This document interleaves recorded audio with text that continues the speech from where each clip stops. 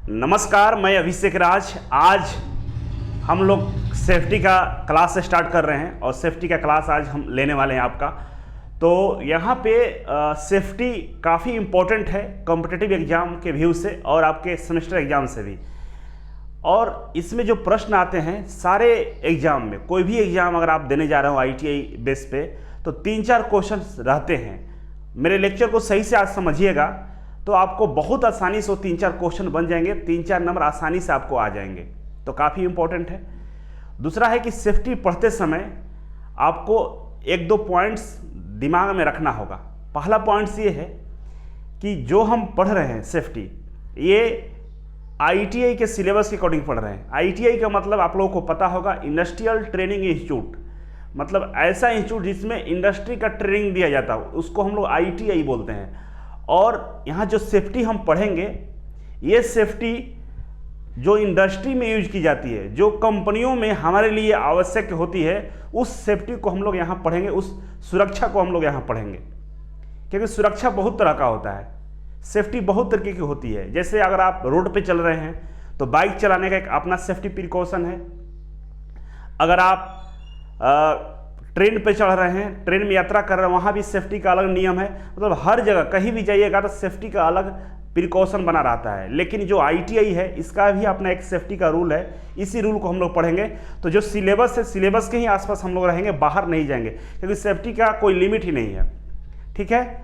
और नेक्स्ट है कि आप प्रॉपर नोट्स बनाएंगे, क्योंकि जो पॉइंट हम बताने वाले हैं काफ़ी इंपॉर्टेंट है एग्जाम के व्यू से। तो सभी लोग नोट्स प्रॉपर बनाएंगे। तो चलिए शुरुआत करते हैं। सबसे पहले इस चैप्टर में क्या क्या हम लोग को पढ़ना है, उन सारी चीज़ों को हम लोग जानते हैं। सबसे पहले इसमें सुरक्षा क्या होता है उसके बारे में हम लोग पढ़ेंगे कि सुरक्षा क्या है। इसके बाद नेक्स्ट आएगा जनरल सेफ्टी प्रिकॉशन, कि नॉर्मली अगर हम कंपनी में काम कर रहे हैं, कहीं जा रहे हैं, तो किस तरह का सेफ्टी प्रिकॉशन हम लोगों को रखना चाहिए, उसके बारे में यहाँ पे जानकारी दी जाएगी इस टॉपिक में। नेक्स्ट जो टॉपिक है एक्सीडेंट है। एक्सीडेंट कैसे होते हैं, एक्सीडेंट क्या है, उसके बचाव के उपाय क्या क्या हो सकते हैं, उसके बारे में हम लोग पढ़ेंगे, एक्सीडेंट के बारे में पढ़ेंगे। इसके बाद है पर्सनल प्रोटेक्टिव इक्विपमेंट, जो हम लोगों को खुद की सुरक्षा के लिए जो सामग्री की जरूरत पड़ती है, उसके बारे में हम लोग पढ़ेंगे। इस टॉपिक का नाम है पर्सनल प्रोटेक्टिव इक्विपमेंट। इसके बाद नेक्स्ट है फायर, आग के बारे में पढ़ना है हम लोगों को इस सेफ्टी चैप्टर में, कि आग क्या होता है, आग के कितने प्रकार होते हैं, उसको कैसे बुझाया जाता है। इसके बाद है फायर एक्सटिंग्विशर। फायर एक्सटिंग्विशर के बारे में हम लोग पढ़ेंगे कि फायर एक्सटिंग्विशर होता क्या है, उससे हम लोग कैसे आग को बुझाते हैं, इत्यादि की जानकारी हमको उसमें मिलेगा। इसके बाद अगला है सेफ्टी साइन। सिंबल आप लोग देखते होंगे, बहुत सारा सेफ्टी का साइन बना होता है। उस साइन का मीनिंग क्या होता है, वो साइन कहाँ कहाँ प्रयोग होता है, उसके बारे में हम लोग इस चैप्टर में जानकारी लेंगे। इसके बाद नेक्स्ट है आर्टिफिशियल रेस्पिरेशन प्रोसेस। कृत्रिम सांस की विधि क्या होती है, वो कैसे अप्लाई करते हैं कंपनियों में। अगर किसी को कृत्रिम सांस देना हो तो हम लोग किस तरह से देंगे, उसके बारे में हम लोग जानकारी लेंगे। इसके बाद लास्ट है 5S सिस्टम। 5S सिस्टम क्या होता है, इससे किस तरह से हमारी कंपनियों की जो उत्पादन क्षमता है कैसे बढ़ जाती है, उसके बारे में हम लोग जानकारी लेंगे। तो इतना सारा पॉइंट्स है जो सेफ्टी में हम लोगों को पढ़ना है। बेहद ही आसान है, बिल्कुल आराम से रिलैक्स होकर पढ़ना है और आपको सारा बातें समझ में आएगी। बस आप ध्यान से देखेंगे, पूरी तरह से ध्यान लगा कर देखेंगे, क्योंकि बहुत सारी चीज़ें होता है जो हम लोग बोल देते हैं, वो लिखा हुआ नहीं रहता है, तो फिर आप कन्फ्यूज हो जाते हैं। तो चलिए शुरुआत करते हैं, आगे बढ़ते हैं। अब सेफ्टी शुरू करने से पहले एक आंकड़ा आपको मैं बताता हूं कि पूरे विश्व की हम बात करें तो देख, जो अंतर्राष्ट्रीय श्रम संगठन है उसके एक रिपोर्ट के अनुसार हम बात करें तो प्रति 3 मिनट में एक मजदूर की मृत्यु हो जाती है, श्रमिक की मृत्यु हो जाती है। मतलब जो भी वहाँ काम करने वाले हैं उनकी मृत्यु हो जाती है। और कैसे होती है, वो व्यावसायिक कारणों से मृत्यु होती है। मतलब वहाँ पे काम कर रहे हैं, कंपनियों में काम कर रहे हैं और सेफ्टी का ध्यान नहीं रखते हैं तो उनकी मृत्यु हो जाती है। और पूरे विश्व का आंकड़ा है कि 3 मिनट में एक आदमी मर जाता है सेफ्टी नहीं रखने से। और भारत में इससे अछूता नहीं है, भारत में भी ये दुर्घटनाएं बहुत ज़्यादा होती है। तो इस तरह की दुर्घटनाओं से हम लोगों को बचना है और इसके लिए ही हम लोगों को सेफ्टी पढ़ाया जाता है। किसी भी कंपनी में अगर आप जाएंगे तो सबसे पहले आपको पहला इंट्रोडक्शन क्लास देता है तो सेफ्टी का ही देता है कि हमारे कंपनियों में कौन कौन सी मशीन है, उसको किस तरह से रख रखाव करना है, आपको वहाँ पर कैसे काम करना है, इत्यादि चीज़ों को वहाँ पे बताता है। तो किसी भी कंपनी में जाइएगा, अगर आप लोग ट्रेनिंग किए होंगे तो पता होगा। तो चलिए हम समझेंगे व्हाट ये सेफ्टी, सुरक्षा क्या है।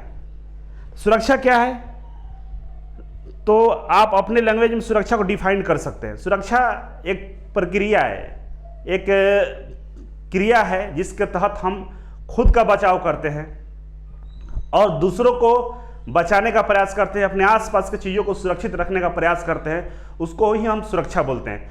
अगर किताबी लैंग्वेज की बात करें तो किताबी लैंग्वेज में फिर सिर्फ यही दिया हुआ है, मतलब इसी तरह की डिफिनेशन हो सकता है कि सुरक्षा एक क्रिया है जो हमारे सभी कार्यों को ऐसे नियंत्रित और व्यवस्थित करती है जिससे हम खुद तो बच ही जाते हैं और दूसरों को भी इस संकट से सुरक्षित रखने का प्रयास करते हैं या कर सकते हैं। तो सुरक्षा समझिए क्या है कि खुद को बचाव करना, अपने आसपास के लोगों को बचाव करना, अपने आसपास वस्तुओं को बचाव करना ही सुरक्षा है। क्योंकि खुद को बचाव कीजिएगा लेकिन आपके आसपास दुर्घटनाएं हो रही है तो आप भी अछूता नहीं देगा, आपको भी नुकसान पहुंचेगा। इसलिए खुद के बचाव के साथ साथ अपने आसपास के चीज़ों को भी सुरक्षित रखना ही सुरक्षा है। ये पॉइंट है जनरल सेफ्टी प्रिकॉशन। ये जनरल सेफ्टी प्रिकॉशन है जो मेनली कंपनियों के लिए है, मतलब जो कंपनी में काम करते हैं उस समय क्या जनरल सेफ्टी प्रिकॉशन रखना चाहिए उसके बारे में हम यहाँ पे जानकारी दे रहे हैं।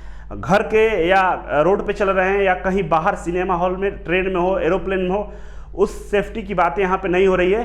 किसकी बातें हो रही है? वर्कशॉप में हम कंपनियों में काम कर रहे हैं उस समय हम लोग को जनरल सेफ्टी प्रिकॉशन क्या रखना चाहिए उसकी हम बातें यहाँ पर कर रहे हैं। सबसे पहला पॉइंट है कि केवल उसी साजिश सामान के साथ कार्य करें जिसके लिए आप अधिकृत हैं। मान लीजिए आपको लेथ मशीन चलाने का जिम्मेदारी दी गई है, आपको ड्रिलिंग मशीन चलाने की जिम्मेदारी दी गई है और आप जाकर सीएनसी मशीन चलाना शुरू कर देंगे, वेल्डिंग करना शुरू कर देंगे तो फिर दुर्घटनाएं होंगी क्योंकि उसके बारे में आपको जानकारी नहीं है। आप जिस भी काम का एक्सपर्ट हैं उसी काम को आपको करना है, क्योंकि दूसरा काम करेंगे दुर्घटना होगा और कंपनी को भारी क्षति पहुंचेगा, आपकी भी मृत्यु हो सकती है। इसीलिए ऐसा काम नहीं करना चाहिए जिसके लिए आपको असाइन न किया गया हो। दूसरा पॉइंट है सुरक्षित कार्य करने के लिए समय समय पर टूल्स की चेकअप और इंस्पेक्शन करते रहना चाहिए। मान लीजिए आज आपने काम करके वापस गए, वापस घर चले गए, दूसरे दिन अगर आप आ रहे हैं तो आप जहां भी काम करते हो, जिस भी तरीके का काम करते हो, उसको पहले जांच कर लीजिए कि आपका कनेक्शन सही है या नहीं है, आपका मशीन लॉक है या नहीं है, आपका टूल से सही से काम कर रहा है या नहीं कर रहा है। मतलब पूरी जांच पड़ताल के साथ ही आप काम को शुरुआत करें, ये काफ़ी जरूरी होता है। ये जनरल सेफ्टी प्रिकॉशन में आता है। अपने हाथों या बॉडी से मशीन को रोकने की कोशिश न करें। कभी भी ये भूल मत कीजिए कि मशीन को अपने हाथों से रोक दीजिए या अपने बॉडी से रोकने का किसी चीज़ को प्रयास न करें, क्योंकि दुर्घटनाएं हो सकती है और आपका पर्सनल नुकसान होगा, कंपनी का कुछ नुकसान नहीं होने वाला है। इसीलिए अपने हाथों से किसी भी चीज़ को करने का प्रयास मत कीजिए, जो भी वहाँ पर टूल्स है उसका उपयोग करें। नेक्स्ट है, यदि कोई मशीन चल रही है तो उसमें तेल ना डालें, उसे साफ ना करें तथा उसे एडजस्ट या रिपेयर ना करें। बहुत सारे बच्चे होते हैं मशीन, रनिंग मशीन में उसको नट बोल्ट को टाइट करना शुरू कर देंगे, उसमें तेल डालना शुरू करेंगे, ग्रीस करेंगे, एडजस्ट करेंगे, रिपेयर करेंगे। ऐसा कभी नहीं करना है। कभी भी आपके साथ दुर्घटनाएं हो सकती है क्योंकि मशीन को नहीं पता है कि आप उसके पार्ट्स को ठीक कर रहे हैं। वो तो इंसान है नहीं, वो तो मशीन है और मशीन इंस्ट्रक्शन से काम करता है, आपको वहां पर नुकसान हो सकता है, इसलिए बचिए। नेक्स्ट हम बात करेंगे कि किसी जॉब को वास्तविक रूप में आरंभ करने से पहले उसे करने का सही तरीका मालूम कर लीजिए। बिल्कुल सही बात है। अगर आप कंपनी में काम कर रहे हैं, वर्कशॉप में काम कर रहे हैं और अचानक से ऐसा कुछ जरूरत पड़ा और वहां पर आपको जानकारी नहीं है और आप बेवजह उसमें लग गए तो दुर्घटनाएं हो सकती है। मान लीजिए एग्जाम्पल के लिए समझिएगा कि मान लीजिए कहीं सर्किट खराब है, आप मैकेनिकल के हैं, आप फिटर्स हैं, मशीनिस्ट हैं और आपको सर्किट के बारे में नॉलेज नहीं है और बेवजह जाकर उसको खोलकर जोड़ने का प्रयास करेंगे तो दुर्घटनाएं हो सकती है। इसीलिए जिस भी काम को आप शुरुआत करते हैं उसके बारे में पूरी जानकारी ना हो तो आप वो काम को न करें, खासकर किसके लिए? कंपनी के लिए। नेक्स्ट पॉइंट समझेंगे हम, किसी भी उपकरण में विद्युत सप्लाई देने से पूर्व सुनिश्चित कर लेना चाहिए कि वह पूर्ण रूप से ठीक है और सप्लाई देने योग्य है तथा पूर्ण रूप से अर्थ है। कोई भी कनेक्शन, अगर इलेक्ट्रीशियन वाले की बात करें, कोई भी कनेक्शन देते हैं, कहीं भी आप इलेक्ट्रिसिटी का फॉलो कराना चाह रहे हैं, तो इस बात का अवश्य ध्यान रखें कि वो जो मशीन है वो पूरी तरीके से अर्थ हो। अर्थिंग के बारे में इलेक्ट्रीशियन वाले बच्चे जानते होंगे। अर्थिंग मेनली सेफ्टी के लिए लगाया जाता है। कोई भी चीज़ें शॉर्ट सर्किट बने कभी भी, तो अर्थिंग के थ्रू वो चला जाए, मतलब धारा का प्रवाह हो जाए और चीज़ें हैं वो बच जाए, नुकसान ना हो, इसके लिए अर्थिंग का प्रयोग करते हैं। तो पूरी तरह से अर्थ होना चाहिए। किसी भी इलेक्ट्रॉनिक डिवाइस को अगर आप रन कर रहे हैं, उसको अर्थिंग जरूर दीजिए, अर्थ से कनेक्ट करके रखिए, जिससे कभी भी शॉर्ट सर्किट बने तो बच जाएगा। ये बातें यहाँ पर लिखी गई है। जैसे आप देखेंगे, फोटो के माध्यम से हम समझाना चाहेंगे। यहाँ पर देखिए, ये क्या कर रहा है, ड्रिलिंग करने जा रहा है। पोर्टेबल ड्रिलिंग मशीन रखा है अपने हाथों में, और ये गलती क्या कर रहा है, यहाँ पर देखेंगे कि ये जो यहाँ पर वायर है, ये देखिए यहाँ पे वायर निकला हुआ है, टूटा हुआ है, ये यहाँ पे शॉर्ट सर्किट बन रहा है और ये ड्रिलिंग करे जाए, इसके हाथों में झटका लगेंगे। दूसरी बात है, इसकी बातों को समझे। ये मशीन में गार्ड नहीं लगा है, ये मशीन, ये गियर दिखा रहा है, इस पर गार्ड नहीं लगा हुआ है और यहाँ कुछ ये काम कर रहा था, तो क्या हुआ, इसके हाथ ये गियर में फंस गया और कट जाएगा। तो इस तरह के असावधानी वाला काम नहीं करना है। कभी भी काम कंपनी में कर रहे हैं तो पूरी तरह से चीज़ों को देख लें कि सही है, टूल्स प्रॉपर है आपके पास या नहीं है, तभी काम को शुरुआत करें। आगे बढ़ेंगे। टाइप्स ऑफ सेफ्टी, सुरक्षा के प्रकार क्या है। तो मेनली 3 तरह की सुरक्षाएं होती है। पहला होता है आपका पर्सनल सेफ्टी, जिसमें को बोलते हैं हम लोग व्यक्तिगत सुरक्षा। जिसको क्या बोलते हैं हम लोग, व्यक्तिगत सुरक्षा, पर्सनल सेफ्टी। कलम हम चेंज कर लेते हैं। इसके बाद नेक्स्ट आता है आपका मशीन सुरक्षा। यहां पर देखिए मशीन सेफ्टी, मतलब मशीन की सुरक्षा। नेक्स्ट होता है वर्कशॉप सेफ्टी। वर्कशॉप सेफ्टी का मतलब वर्कशॉप की सुरक्षा। ये बताइए हमें आप कि ये जो सुरक्षा दिखाया गया है, सबसे पहले पर्सनल सेफ्टी क्यों रखा गया है? कोई बता सकता है कि सबसे पहले पर्सनल सेफ्टी यहां पे क्यों रखी गई है? इसके बाद मशीन सेफ्टी क्यों रखा गया है? क्यों ना पहले मशीन सेफ्टी को ऊपर रखा गया है? तो इसका जवाब ये है कि अगर मशीन एक बार खराब हो जाए तो मशीन को हम लोग रिपेयर कर सकते हैं, बना सकते हैं, दूसरी मशीन ला सकते हैं। लेकिन अगर इंसान का जान चला जाए, इंसान को एक्सीडेंट हो जाए और मर जाए, तो उसको दोबारा जिंदा नहीं किया जा सकता है। अभी विश्व में ऐसी कोई डिवाइस नहीं बना है जो मरा हुआ इंसान को जिंदा कर सके। इसीलिए मशीन जो व्यक्तिगत सुरक्षा है, पर्सनल सेफ्टी है, उसको सबसे ऊपर रखा गया है। और खुद का सुरक्षा करना आपको प्रथम प्राथमिकता होना चाहिए। कंपनी भी यही बोलती है कि आपको सबसे पहले खुद की सुरक्षा करना चाहिए। इसके बाद हम लोग आगे बढ़ेंगे। तो चलिए 1 बाय 1 करके हम लोग पढ़ते हैं कि पर्सनल सेफ्टी क्या होता है और इसमें क्या क्या चीज़ें आती है, उसके बारे में हम लोग समझेंगे। क्योंकि एग्जाम में प्रश्न आते हैं, आप देखेंगे कि पूछ देगा कि इनमें से कौन सा सेफ्टी है जो व्यक्तिगत सुरक्षा कह सकते हैं या पर्सनल सेफ्टी होता है। 4 ऑप्शन रहेगा और चारों में से चुनना पड़ेगा कि कौन सा पर्सनल सेफ्टी में आता है, कौन सा मशीन सेफ्टी में आता है, कौन सा वर्कशॉप सेफ्टी में आता है। तो उस समय आप आंसर का गलत कर देंगे। इसीलिए इस तीनों जो सेफ्टी हम पढ़ाने वाले हैं, पर्सनल, मशीन और वर्कशॉप, तीनों को ध्यान से देखिए, नोट्स प्रॉपर बनाइए कि कौन सा सेफ्टी किस में आता है। अब यहाँ पे ये फिगर देख के समझ रहे होंगे आप, ये जो फिगर है इसमें अलग अलग चीज़ें, मटेरियल दिया गया है और इस सब का यूज करके हम लोग अपनी सुरक्षा करते हैं। जैसे हेलमेट की बात करें, हेलमेट हमारे सर की सुरक्षा करता है। आपको एयर प्लग की बात करें, बहुत ज़्यादा हैवी साउंड आ रहा हो उससे हमारे कानों की सुरक्षा करता है एयर प्लग। क्लॉथ्स है, कपड़े हैं, एप्रॉन है, बहुत अलग अलग कामों के लिए अलग अलग कपड़े आते हैं।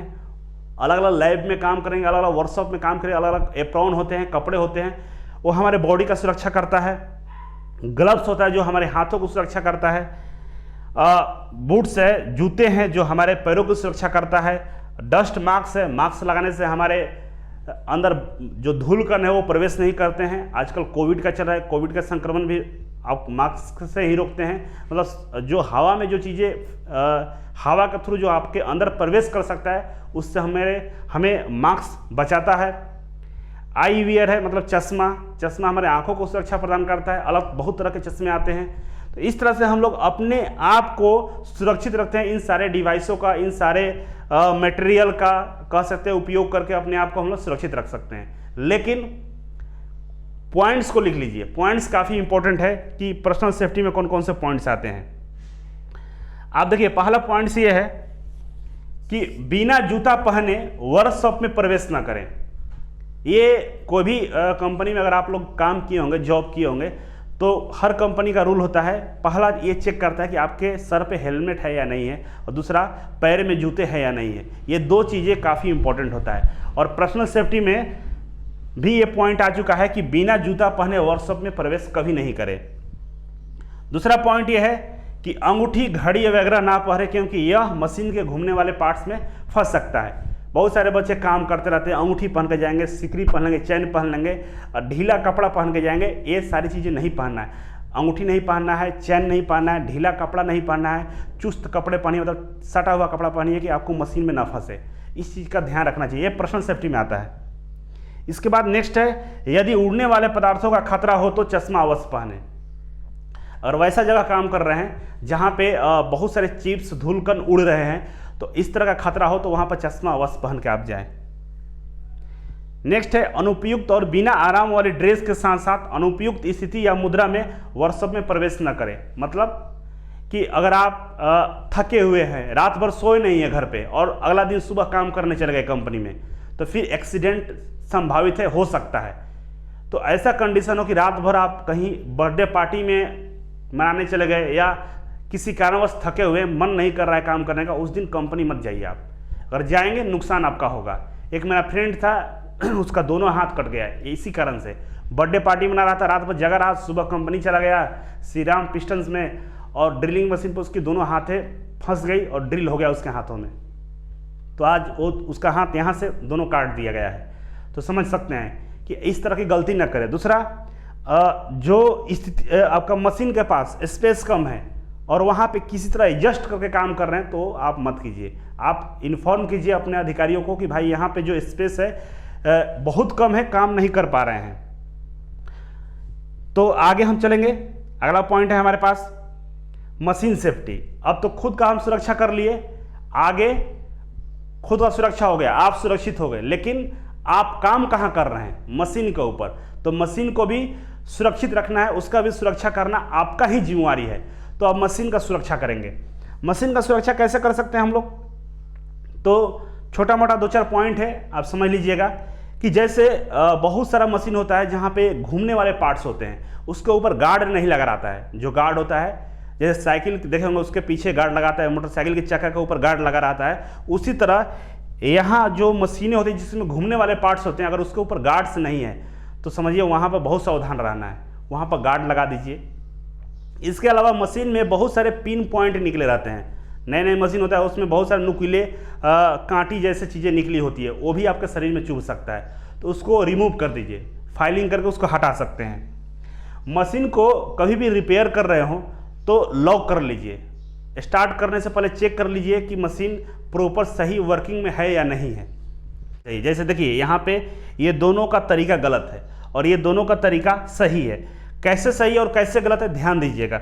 सबसे पहला, ये ग्राइंडिंग कर रहा है। ग्राइंडिंग करने पे बहुत ज़्यादा साउंड आता है, बहुत हैवी साउंड निकलता है। दूसरा, छोटे छोटे चीप और कण बाहर निकलते हैं, चिंगारियाँ बाहर निकलती है। उस कंडीशन में इसको एयर प्लग लगाना चाहिए, साउंड ज़्यादा है, और चश्मा लगाना चाहिए, जबकि दोनों ये नहीं लगाया हुआ है। और इसमें देखेंगे तो ये दोनों इसको लगाया है, और जिस पे ये ग्राइंडिंग कर रहा है इस पर गार्ड नहीं लगा हुआ है। तो हाथ कभी भी टच कर सकता है व्हील के साथ। जो चक्का घूम रहा है उसके साथ इसका हाथ टच कर जाएगा और हाथ से ब्लड आना शुरू हो जाएगा, हाथ कट सकता है। और ये वाले जो मशीन है इसमें देखिए गार्ड लगा हुआ है, तो इसके हाथें सुरक्षित रहेंगी। तो ये दोनों में फ़र्क है। इसमें क्या फ़र्क है कि एक हैवी ऊपर से जो लोड लिफ्टिंग वाली मशीन होती है उससे ये लोड को कैरी करना है। ये क्या कर रहा है कि अपने हाथों से ऊपर वाली लिफ्टिंग वाली मशीन को नीचे खींच रहा है, जो कि गलत तरीका है। और ऊपर से जो इसको कंट्रोल करता है, ये लिफ्टिंग मशीन को जो भी कंट्रोल कर रहा है, तो उसको आइडिया नहीं मिलता है सही से कि कहाँ हमको लिफ्ट कराना है। हो सकता है इसके सर के ऊपर आ जाए और ये बहुत हैवी होता है, चोट लगेगा और इसकी सर फट जाएगी। लेकिन ये देखिए यहाँ पे प्रॉपर ये हेलमेट लगा चुका है, लेकिन ये हेलमेट नहीं लगाया है। ये एप्रॉन पहना हुआ है, जो ड्रेस होता है कोड, वो ये ड्रेस नहीं पहना हुआ है। ड्रेस का भी काफ़ी इंपॉर्टेंट है। ये ड्रेस ना बहुत ज़्यादा डार्क कलर का होता है, दिखता है ऊपर से चलाने वाले को कि यहाँ पे कोई इंसान खड़ा है, लेकिन इस तरह का लाइट कलर का ड्रेस पहन के खड़ा रहिएगा, सामने वालों को दिखेगा नहीं और ये एक्सीडेंट की संभावनाएं बनी रहती है यहाँ पे। तो इस तरह से आप चीज़ों को न करें। यहाँ पे देखेंगे कि ये देखिए, ये जो मशीन होती है ना, पोकलेन मशीन जो बोलते हैं, जो लिफ्ट करती है या चीज़ों को उठाती है, और इसके नीचे आप यहाँ पे इसको हम थोड़ा साइड करते हैं, देखेंगे आप, देखिए इसके नीचे एक आदमी खड़ा था, ये गड्ढा है, ऊपर से मशीन आकर उसके ऊपर क्या किया, रख दिया। तो ये कैसे हुआ, ये असावधानी की वजह से हुआ। यहाँ पर जो खड़ा था, जो सुपरवाइजर, इसको बताना चाहिए था कि कोई इंसान इसमें है, बैठा हुआ काम कर रहा है। ये देखा नहीं और जाकर लिफ्ट वहाँ पे कर दिया, जिससे ये आदमी दब के मर गया। तो इस तरह से भी दुर्घटनाएं हो सकती है, दूसरे की वजह से भी दुर्घटनाएं हो सकती है। और दूसरों को भी सावधान रखिए वहाँ पे कि भाई हम काम कर रहे हैं, थोड़ा ध्यान रखना है। ये चीज़ें आप बोल सकते हैं। अब चलिए यहाँ पे हम लोग समझेंगे मशीन सेफ्टी के कुछ इंपॉर्टेंट पॉइंट्स जो आपको राइट डाउन करना होगा, लिखना होगा। सबसे पहला पॉइंट है कि बिना गार्ड लगी मशीन हो या खराब मेंटेनेंस हो, अनुपयुक्त स्थिति हो, जहाँ पे जगह ना हो, स्पेस अच्छा ना हो, वैसे कारणों में दुर्घटनाएं हो सकती है। तो मतलब उस तरह के मशीनों पर काम नहीं करेंगे जिसमें गार्ड नहीं लगा हो, अच्छा मेंटेनेंस नहीं हो, स्पेस वहाँ पर काम करने का स्पेस अच्छा ना हो, तो वहाँ पे हम लोग काम नहीं करेंगे। दूसरा है नुकीले एवं तेज धार वाले टूल्स एवं जॉब से भी दुर्घटनाएं हो सकती है। मान लीजिए बहुत नोकीला कुछ पॉइंट्स मशीन में निकला हुआ है, उसको फाइलिंग करके हटा दीजिए। अगर है तो कभी भी आपके साथ वो दुर्घटनाएं कर सकता है। या तेज धार वाले जो टूल्स है तो उसको प्रॉपर कवर में रखिए या उसको प्रॉपर यूज कीजिए अच्छे से, नहीं तो आपके साथ भी दुर्घटनाएं हो सकता है।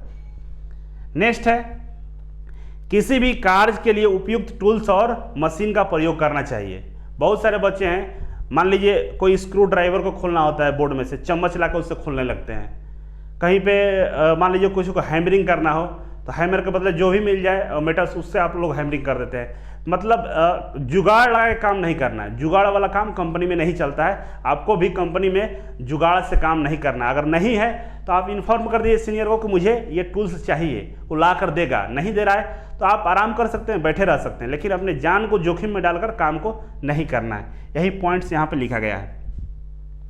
नेक्स्ट पॉइंट है आवश्यकता अनुसार मशीन का लुब्रिकेशन समय समय पर करते रहना चाहिए। अगर आप मशीनों पे काम कर रहे हैं तो आवश्यकता के अनुसार उसको लुब्रिकेशन कीजिए, क्योंकि लुब्रिकेशन नहीं करेंगे, दो पार्ट्स अगर मूविंग पार्ट्स हैं, घूमने वाले पार्ट्स हैं, तो घर्षण पैदा करेंगे और वो टूट फूट सकते हैं, जिससे एक्सीडेंट की संभावनाएं बन सकती है।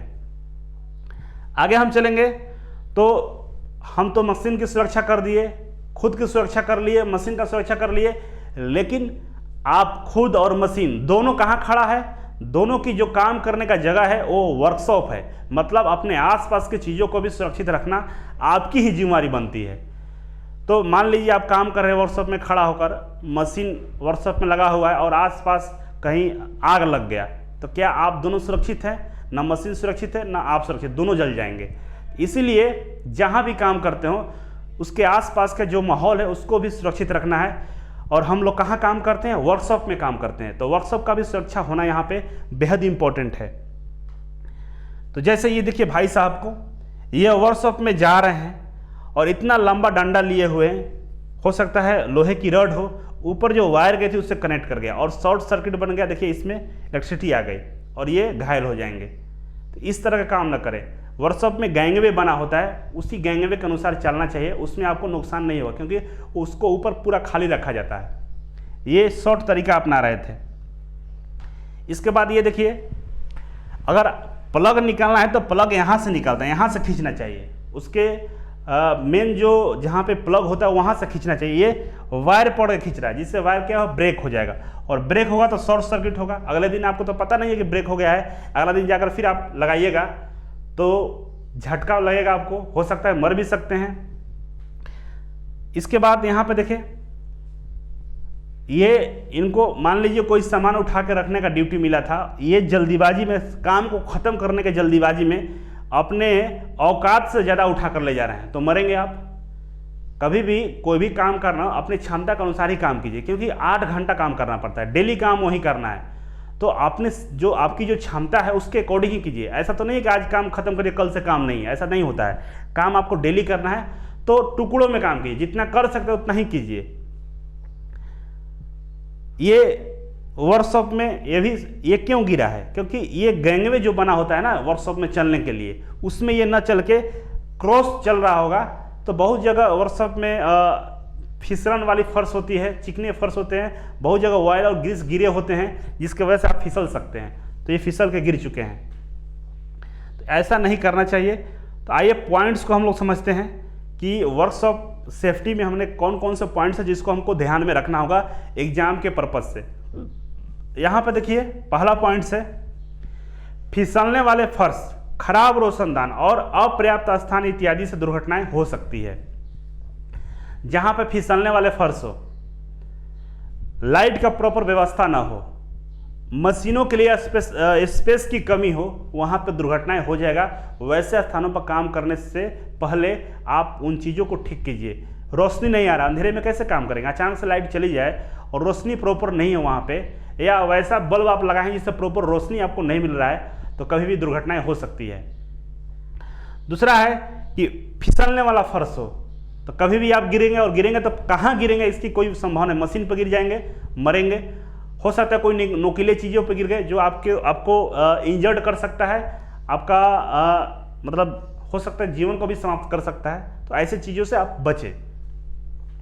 नेक्स्ट पॉइंट है ज्वलनशील पदार्थों को असुरक्षित स्थानों पर रखने से गंभीर दुर्घटनाएं हो सकती है। वर्कशॉप में मान लीजिए पेट्रोल डीजल रखे हुए हैं, चाहे वैसा कोई पदार्थ है जो तुरंत आग पकड़ सकता है, तो वैसे चीज़ों को वहाँ पे ना रखें। उसके लिए प्रॉपर जगह होना चाहिए कि इस इलाके में जहाँ पे आग लगने की संभावनाएं कम हो या आग लगने जैसी एक्टिविटी ना हो रहा हो, वहाँ पे डीजल पेट्रोल को रखेंगे। ये एक एग्जाम्पल है।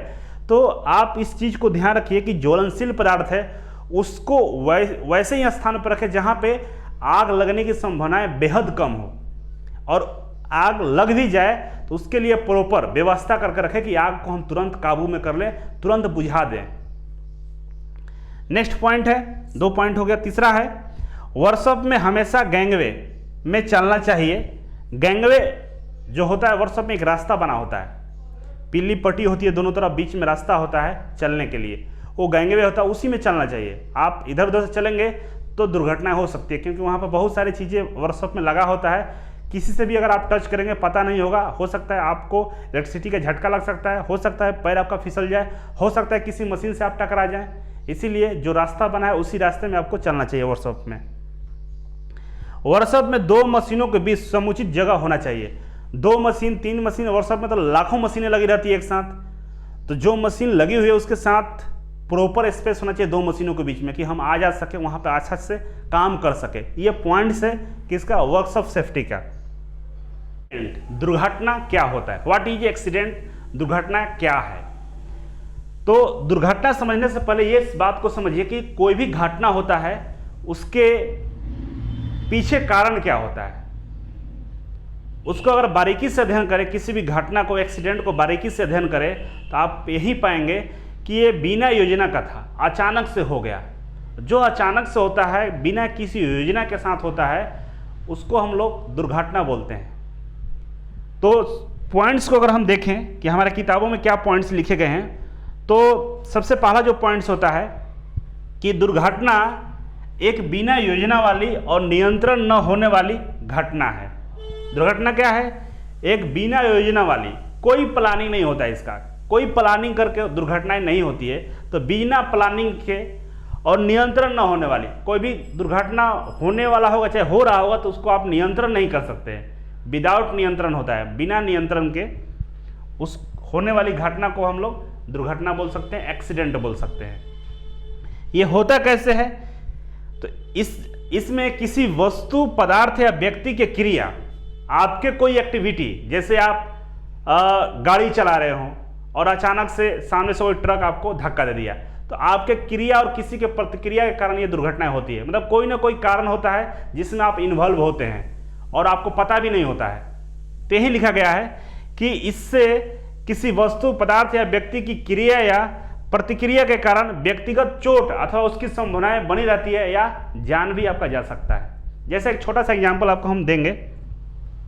ये फोटो को देखिए, यहाँ पे ये दो दोस्त हैं और इस समुद्र किनारे खड़े हैं और इसमें क्या है, पत्थर मार रहे हैं। हम लोग भी नदी किनारे खड़े होकर पत्थर मारते हैं नदी में, एक आगे एक पीछे है।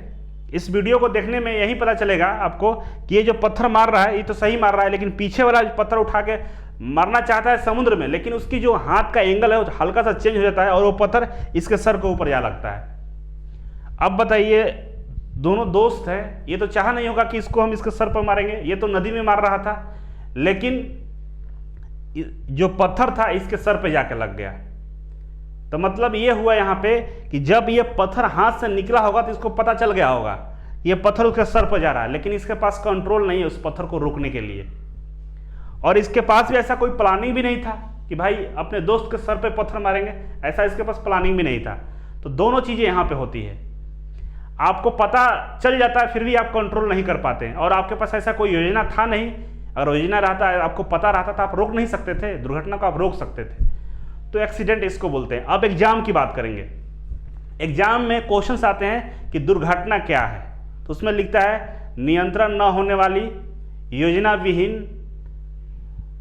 इनमें से दोनों और इनमें से कोई नहीं। तो आपको यहाँ पे इनमें से दोनों मारना होगा, ये दोनों है, या दोनों में से कोई ऑप्शन रहे कि बिना योजना वाली या नियंत्रण न होने वाली, ऐसा कोई ऑप्शन है अलग अलग, और कोई एक ऑप्शन को टिक करना हो तो आप इन दोनों में से किसी एक को टिक कर सकते हैं। दोनों एक साथ होता नहीं है, एक ही होगा, या तो बिना नियंत्रण न होने वाली होगा या बिना योजना विहीन, ऐसा करके ऑप्शन रहेगा, तो आपको उसको टिक करना होगा। तो आई होप कि आप समझ गए होंगे दुर्घटना क्या है। अब आगे बढ़ते हैं।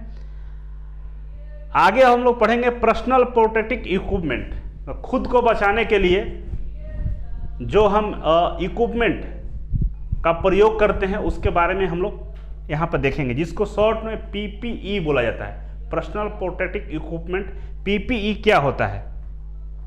व्यक्तिगत सुरक्षा के उपकरण, हिंदी में क्या बोलते हैं इसको? व्यक्तिगत सुरक्षा के उपकरण। तो आइए वो कौन कौन सा उपकरण है जिसके बारे में हम लोग पढ़ेंगे और देखेंगे।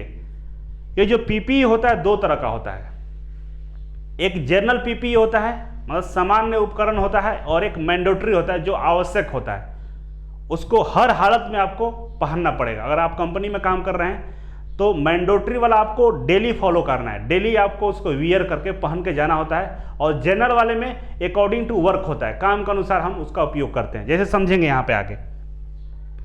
देखिए कंपनी में जाइएगा तो हेलमेट मस्ट होता है, सबसे पहले हेलमेट आपको पहनना ही पहनना है, और जूता, दो चीज़ें आपको काफ़ी इंपॉर्टेंट होती है। और बाकी जो चीज़ें हैं वो अकॉर्डिंग टू वर्क है, मतलब काम के अनुसार पहनना पड़ेगा। जैसे अगर आप कंप्यूटर लैब में काम कर रहे हैं तो क्या हेलमेट पहनने की ज़रूरत है? नहीं, लेकिन वर्कशॉप में काम कर रहे हैं तो आपको हेलमेट पहनना पड़ेगा। वर्कशॉप में अगर आप लेथ मशीन पर काम कर रहे हैं तो इस तरह का लाइफ जैकेट पहनने का आपको कोई ज़रूरत नहीं है। आपको एक सिंपल सा एप्रॉन पहन लेना है, जो एप्रॉन कलर जो कोडिंग होगा, जो कंपनी जो एप्रॉन देगा उसको पहन लेना होता है। अगर आप ड्रिलिंग कर रहे हैं या वैसा कोई नोकीला चीज़ है जो, या वैसा कोई ऑयली चीज़ है जहाँ पे काम कर रहे हैं, वहाँ पे ग्लव्स आपको पहनना पड़ेगा।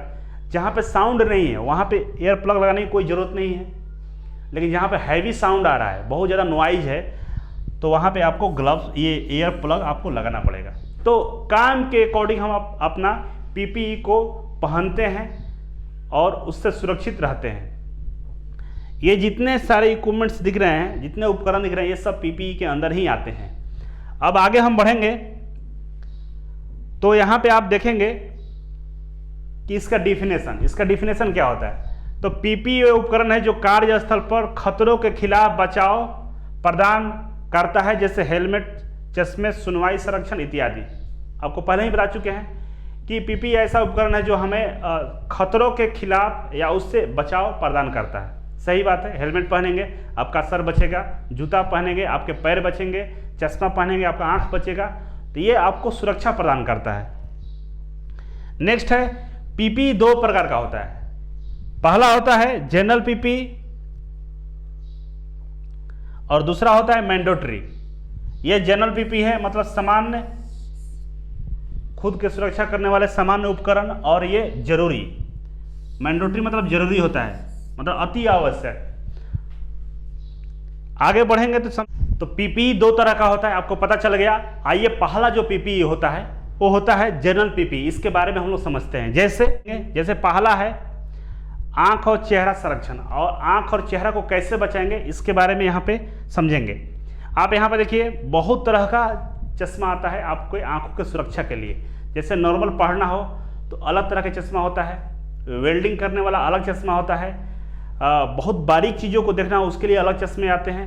मतलब काम के अकॉर्डिंग, काम के अनुसार बहुत सारे चश्मे हमारे मार्केट में अवेलेबल है जिसको पहनकर अपनी आंखों को हम बचा सकते हैं। इसके अलावा चेहरा बचाने के लिए भी अलग तरह के उपकरण आते हैं। इस तरह का आप देखे होंगे, इस समय कोविड का सीजन चल रहा होगा, डॉक्टर सब पूरा अपने चेहरे को एक स्पेशल उपकरण से ढक लेता है, यहाँ तक शीशे जैसा होता है, प्लास्टिक का कवर जैसा दिखता है।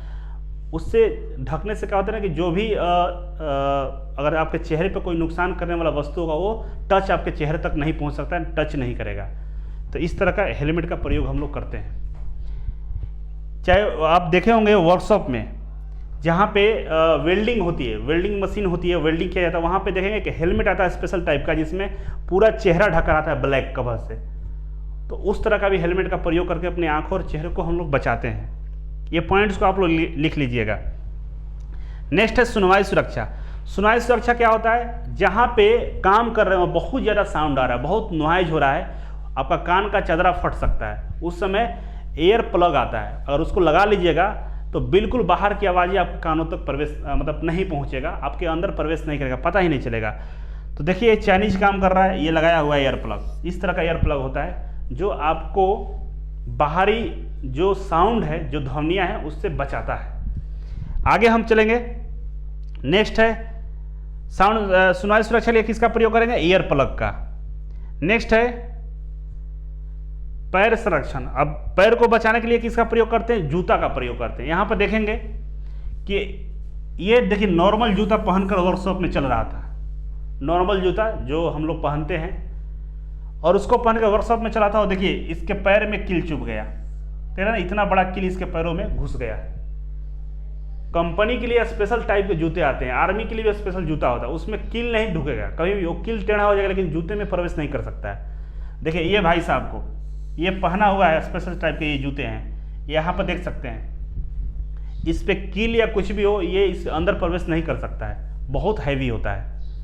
इस तरह का जूता का प्रयोग करते हैं हम लोग कंपनियों में। और जो जूता होता है यहाँ पे देखेंगे, थोड़ा सा आपको दिख रहा होगा, यहाँ पे स्टील टो लगा होता है। देखिए जूता जो होता है इसे, जूता का डिजाइनिंग वाले ऐसे होता है, तो सामने जैसे मुड़ा रहता है, ऐसे इस तरह का घुमावदार होता है, और यहाँ पे ना स्टील की परत लगी होती है, यहाँ से यहाँ तक स्टील लगा होता है कि अगर ये आगे मान लीजिए दीवार से भी टकराएगा ना तो उसको अंदर जो पैर है उसको नुकसान नहीं पहुँचेगा। तो पूरा स्टील का टो लगा होता है जिसको स्टील टो बोलते हैं। यहाँ पर देखिए लिखा हुआ है स्टील टो, TOE। तो पैरों की ऊंची सुरक्षा के लिए जूते पर स्टील टो या पंचर प्रतिरोधी बनाया जाता है, जो पंचर ना हो। पंचर समझते ना, कोई कील ढुक जाए अंदर तो पंचर हो जाता है गाड़ी के चक्का, तो वैसा यहाँ नहीं हुआ, कील ढुकेगा लेकिन आपके पैरों तक नहीं पहुँच पाएगा। तो इस तरह से हम लोग अपने पैरों का सुरक्षा करते हैं। शरीर का संरक्षण। अब शरीर का संरक्षण के लिए अलग अलग के लाइफ जैकेट आते हैं इस तरह का। तो ये लाइफ जैकेट जो होते हैं काम के अकॉर्डिंग इसको भी बनाया जाता है। जैसे मान लीजिए पानी के अंदर गोताखोर वो भी जैकेट पहनता है, लाइफ जैकेट, वो अलग तरीके का होता है। अंतरिक्ष यान में लोग जो बैठ के जाते हैं वो पूरे शरीर को ढक लेते हैं, उनका जैकेट अलग होता है। मशीनों पर काम करते हैं उसके लिए अलग जैकेट होता है। तो ये जो लाइफ जैकेट होता है, जो एप्रॉन होता है, वो अलग अलग काम के लिए अलग अलग तरह के बनाए जाते हैं। हाथ और त्वचा संरक्षण, मतलब अपने हाथों को हम लोग कैसे बचाएंगे काम करते समय, उसके लिए भी काम के अनुसार अलग अलग ग्लव्स आते हैं।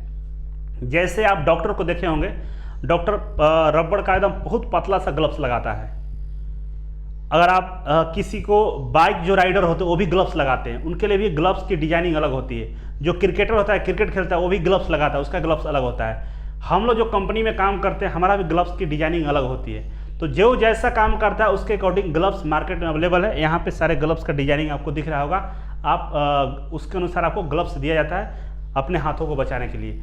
बहुत ज़्यादा डीपली नहीं समझेंगे कि इस ग्लव्स का क्या नाम है, उसका क्या नाम है, ऐसा कुछ नहीं पूछता है, इसलिए मैं नहीं बता रहा हूँ, नहीं पढ़ा रहा हूँ। बहुत कुछ पढ़ाएंगे, आप कंफ्यूज हो जाएंगे, बेवजह नोट्स एक्स्ट्रा बना लेंगे। इसीलिए बचना चाहिए। जितना नोट्स कम होगा उतना ज़्यादा इफेक्टिव आप रिवीजन कर पाएंगे सही से। अब हम आगे बढ़ेंगे तो नेक्स्ट है हमारे यहाँ पे मैंडेटरी आवश्यक पीपीई। मैंडेटरी पीपीई क्या होता है उसके बारे में हम लोग समझेंगे। तो यहाँ पे दो चीज़ें आपको हम बताएंगे। हमारे पूरे शरीर के बॉडी में सबसे इंपॉर्टेंट पार्ट क्या है?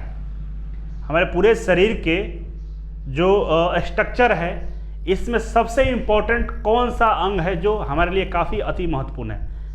तो है हमारा सर, हमारा हेड। क्योंकि आपका पूरा शरीर सही भी रहेगा और माथा काम नहीं करेगा, मतलब सर काम नहीं करेगा, तो आपका शरीर किसी काम का नहीं हो। जो आदमी पागल हो जाता है, देखेंगे पूरे शरीर से स्वस्थ रहेगा, सब चीज़ सही काम कर रहा है, लेकिन उसका जो ब्रेन है काम नहीं कर रहा होता है, तो कोई भी काम नहीं कर सकता है बेवजह, मतलब वो किसी काम का नहीं होता है। अगर आपको चोट लग जाए सर पे तो आपको बचने की कोई संभावना नहीं होती है। अगर इधर आपका हाथ कट भी जाएगा तो आप जिंदा रह सकते हैं। आपको कोई तकलीफ शरीर में आ जाए तो जिंदा रह सकते हैं, लेकिन अगर सर पे अगर हमला हो जाता है तो आप जिंदा नहीं रहते हैं। इसीलिए अपने पूरे बॉडी में सिर को बचाना काफ़ी इंपॉर्टेंट होता है। और जरूरी पीपीई में, मैंडेटरी पीपीई में हम लोग अपने सर को प्रोटेक्शन करते हैं, अपने सर को बचाते हैं। तो यहाँ पे हेलमेट होता है जो जरूरी आवश्यक होता है। और किसी कंपनी में अगर आपको एंट्री करना है तो आपका हेलमेट जरूर चेक किया जाएगा, आपके पास हेलमेट होना चाहिए। समझ गए? इसके बाद आता है पैर संरक्षण। दो मैंडेटरी में दो ही होता है, एक सर होता है जिसके लिए हेलमेट का प्रयोग करेंगे, दूसरा हमारा पैर होता है जिसके लिए हम जूते का प्रयोग करते हैं। और ये दोनों चीज़ें कंपनी में प्राइमरी होता है, मतलब दोनों को चेक किया जाता है। अगर हेलमेट है और जूता है तो आप कंपनी में जा सकते हैं, चप्पल पहन के नहीं जा सकते हैं। ये कंपनी के लिए मैंडेटरी है, प्राइमरी है। समझ गए? सर के बाद आपका पैर का संरक्षण बहुत जरूरी होता है। पैर ही नहीं रहेगा तो आप चलेंगे कैसे? और जब चलेंगे नहीं तो कहीं भी काम करने नहीं पहुंच सकते हैं। अब बात करें एग्जाम को लेकर। एग्जाम में प्रश्न आते हैं कि इसमें से कौन सा मैंडेटरी पीपीई है? जूता रहेगा, हेलमेट रहेगा, ग्लव्स रहेगा, इनमें से कोई नहीं। तो कौन सा आप ऑप्शन को चूज करेंगे? क्योंकि अगर जूता और हेलमेट एक साथ दे दिया तो दोनों तो हम मैंडेटरी में ही पढ़ रहे हैं, लेकिन यहाँ पे आपको हेलमेट को मारना है, हेड प्रोटेक्शन को मारना है। हेलमेट सही आंसर होगा, दोनों एक साथ रहेगा। तो मान लीजिए एग्जाम में प्रश्न पूछा कि इनमें से कौन सा मैंडेटरी पीपीई है? जूता, ग्लव्स, चश्मा, इनमें से कोई नहीं। मतलब हेलमेट ना दिया हो, जूता केवल दिया हो, चश्मा दिया हो, एयर प्लग दिया हो, इत्यादि दिया हो, तो उसमें से हम जूता को टिक आउट करेंगे, पैर को जो बचाता है इसको। तो ध्यान इस बात को अवश्य रखना है कि अगर हेलमेट है तो सबसे प्राइमरी है हेलमेट। अगर हेलमेट नहीं है उसके जगह पर जूता दिया है तो जूता को करेंगे। अगर दोनों ऑप्शन में है तो हम लोग हेलमेट पे टिक आउट करेंगे। ये प्रश्न पूछता है, इसलिए मैं आपको बता दिया, ये दिल्ली मेट्रो में आया हुआ था। अब आगे हम चलते हैं, आपसे हम दो चार प्रश्न पूछते हैं। हमें उम्मीद है कि आप सेफ्टी का क्लास का पहला लेक्चर देख चुके हैं, तो आप इन प्रश्नों का जवाब जरूर देंगे। देखिए पहला प्रश्न है, इनमें से कौन सा सुरक्षा संस्थान कंपनी के लिए होता है? ऑप्शन ए है व्यक्तिगत सुरक्षा, बी है मशीन सुरक्षा, सी है व्यवसायिक सुरक्षा और डी है वर्कशॉप सुरक्षा।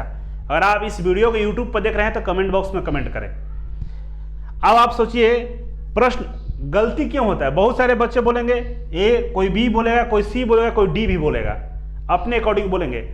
हमारा क्वेश्चन क्यों गलत होता है, क्यों हम गलत टिक आउट करते हैं? क्योंकि देखिए प्रश्न यहाँ पे और यहीं पे आंसर है, फिर भी गलत हो जाती है। हम गलत सोच लेते हैं, दो कारण होता है, या तो गलत सोच लेते हैं या क्वेश्चन को हम समझ नहीं पाते हैं। क्वेश्चन पूछ क्या रहा है? यहाँ पर देखेंगे क्वेश्चन पूछ रहा है कि इनमें से कौन सा सुरक्षा संस्थान या कंपनी के लिए होता है। तो ऑप्शन देखेंगे, व्यक्तिगत सुरक्षा, ये संस्थान के लिए होता है क्या, कंपनी के लिए होता है, नहीं होता है, ये खुद के सुरक्षा के लिए होता है। मशीन का सुरक्षा, ये भी संस्थान के लिए नहीं होता है, ये मशीन की सुरक्षा के लिए होता है।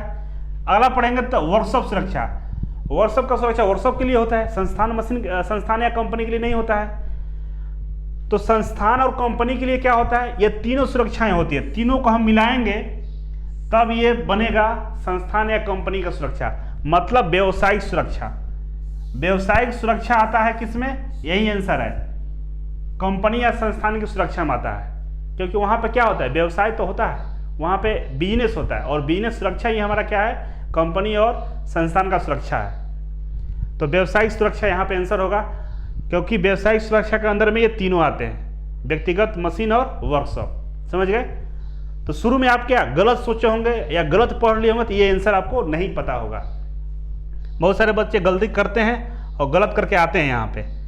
हम आगे बढ़ेंगे, नेक्स्ट प्रश्न है, अगला प्रश्न को देखेंगे। तो यहाँ पे देखिए अगला प्रश्न है, अंगूठी, घड़ी वगैरह ना पहने क्योंकि यह मशीन के घूमने वाले पार्ट्स में फंस सकते हैं, यह किस तरह का सुरक्षा है। पहला ऑप्शन है व्यक्तिगत सुरक्षा, मशीन सुरक्षा, व्यवसायिक सुरक्षा या वर्कशॉप सुरक्षा। घड़ी वगैरह ना पहने क्योंकि ये मशीन के घूमने वाले पार्ट्स में फंस सकते हैं, ये किस तरह का सुरक्षा है। तो बहुत सारे बच्चे बोलेंगे व्यक्तिगत, कोई मशीन बोलेगा, कोई व्यवसायिक बोलेगा, कोई वर्कशॉप बोलेगा। लेकिन घड़ी कौन पहनता है, घड़ी को आप पहनते हैं। अंगूठी कौन पहनता है, आप पहनते हैं। चैन कौन पहनता है, आप पहनते हैं। ढीला कपड़ा कौन पहनता है, आप पहनते हैं। और बोल रहा है कि वैसा चीजें ना पहने, तो किसको मना कर रहा है, आपको मना कर रहा है। तो किस में आएगा, ये व्यक्तिगत सुरक्षा में आएगा। समझ गए ना। इस तरह से अगर आप सोचेंगे तो प्रश्न गलत नहीं होंगे, कभी नहीं गलत होंगे। अगला प्रश्न लेते हैं हम, व्हाट इज एक्सीडेंट। एक्सीडेंट क्या है, दुर्घटना क्या है।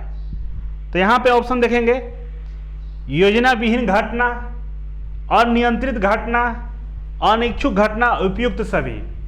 तो इसमें भी कंफ्यूजन बच्चों को होता है, कोई ए बोलता है, कोई बी बोलता है, कोई सी बोलता है। लेकिन अगर आप क्वेश्चन को समझेंगे तो आप आंसर इसका भी दे पाएंगे। जैसे व्हाट इज एक्सीडेंट, दुर्घटना क्या है। तो योजना विहीन घटना, कोई योजना लेकर आता है, कोई प्लानिंग होता है दुर्घटना में, नहीं होता है। आपको बताए थे पहले कि दुर्घटना ऐसा जिसमें कोई प्लानिंग नहीं होती है। तो ये भी सही है। बी ऑप्शन पर विचार करते हैं, अनियंत्रित घटना, इस पे कोई नियंत्रण होता है, बिल्कुल नियंत्रण नहीं होता। अगर घटना होने वाली होगी और हो रही होगी, इसको हम कंट्रोल नहीं कर सकते हैं। तो बी ऑप्शन भी सही है। सी में देखें, अनिच्छुक घटना, मतलब आपके इच्छा का विरुद्ध होता है। तो बिल्कुल, क्या आपका इच्छा होता है क्या कि आपको कोई आपके सर पर गाड़ी चढ़ जाए, आपके पैर टूट जाए, आपके ऊपर पंखा गिर जाए, इच्छा होती है, नहीं होती है। तो आपके इच्छा के विरुद्ध जो घटना होती है उसको भी दुर्घटना कहते हैं। बिल्कुल ये भी सही है, मतलब उपयुक्त सभी, डी वाला ऑप्शन सही है। ये तीनों ऑप्शन सही है, तो आंसर क्या होगा, डी होगा, कि सभी ऑप्शन इसमें सही है। तो इस तरह से आपको आंसर देना होगा। आप देखें कि मैंने पीछे सारे लेक्चर में बहुत सारे पॉइंट्स को बताया, फिर भी आपको इसमें कन्फ्यूजन हो रहा था। क्यों? क्योंकि आप प्रश्न को अच्छा से समझ नहीं रहे हैं, प्रश्नों को अच्छा से पढ़ नहीं रहे।